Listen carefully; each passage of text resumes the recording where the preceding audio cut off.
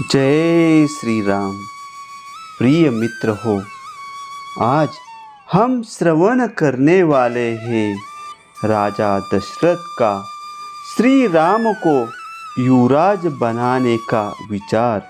यह रामायण का परम पवित्र अध्याय। मित्र हो, इस परम पवित्र अध्याय को शुरू करने से पहले कमेंट में जय श्री राम ऐसा लिखकर प्रभु श्री राम के आशीर्वाद पाइए और चैनल को सब्सक्राइब कीजिए। जय श्री राम। प्रभु श्री राम समस्त प्रजाओं को प्रिय लगने वाले तथा पिता की प्रीति बढ़ाने वाले सद्गुणों से सुशोभित होते थे। ऐसे सदाचार संपन्न, अजय पराक्रमी और लोकपालों के समान तेजस्वी श्री रामचंद्र जी को पृथ्वी मतलब भूदेवी और भूमंडल की प्रजा ने अपना स्वामी बनाने की कामना की।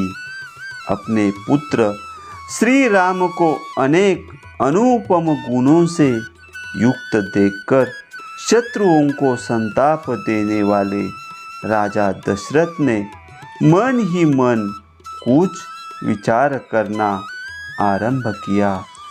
उन चिरंजीवी बूढ़े महाराज दशरथ के हृदय में यह चिंता हुई कि किस प्रकार मेरे जीते जी श्री रामचंद्र राजा हो जाए और उनके राज्याभिषेक से प्राप्त होने वाली यह प्रसन्नता मुझे कैसे सुलभ हो। उनके हृदय में यह उत्तम अभिलाषा बारंबार चक्कर लगाने लगी कि कब मैं अपने प्रिय पुत्र श्री राम का राज्याभिषेक देखूंगा। वे सोचने लगे कि श्री राम सब लोगों के अभ्युदय की कामना करते और संपूर्ण जीवों पर दया रखते हैं। वे लोकों में वर्षा करने वाली मेघा की भांति मुझसे भी बढ़कर प्रिय हो गए हैं।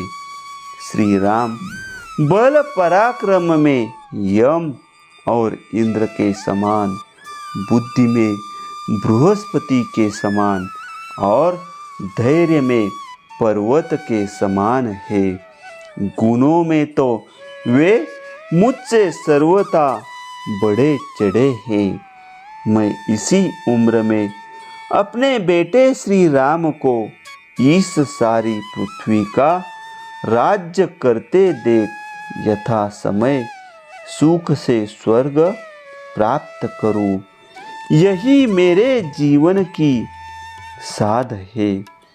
इस प्रकार विचार करके तथा अपने पुत्र श्री राम को उन नाना प्रकार के विलक्षण सज्जनोचित असंख्य तथा लोकोत्तर गुणों से जो अन्य राजाओं में दुर्लभ है विभूषित देख राजा दशरथ ने मंत्रियों के साथ सलाह करके उन्हें युवराज बनाने का निश्चय कर लिया। बुद्धिमान महाराज दशरथ ने मंत्री को स्वर्ग, अंतरिक्ष तथा भूतल में दृष्टिगोचर होने वाले उत्पातों का घोर भय सूचित किया और अपने शरीर में वृद्धावस्था के आगमन की भी बात बताई। पूर्ण चंद्रमा के समान मनोहर मुख वाले महात्मा श्री राम समस्त प्रजा के प्रिय थे। लोकों में उनका सर्वप्रिय होना राजा के अपने आंतरिक शोक को दूर करने वाला था। इस बात को राजा ने अच्छी तरह समझा।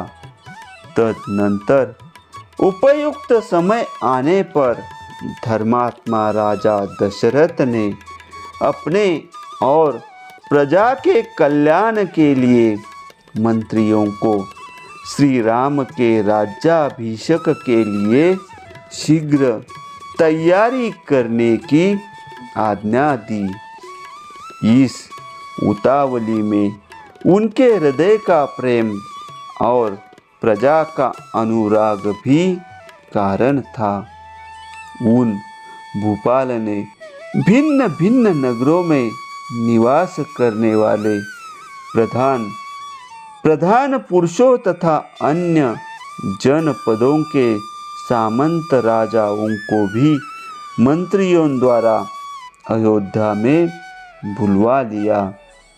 उन सबको ठहरने के लिए घर देकर नाना प्रकार के आभूषणों द्वारा उनका यथायोग्य सत्कार किया।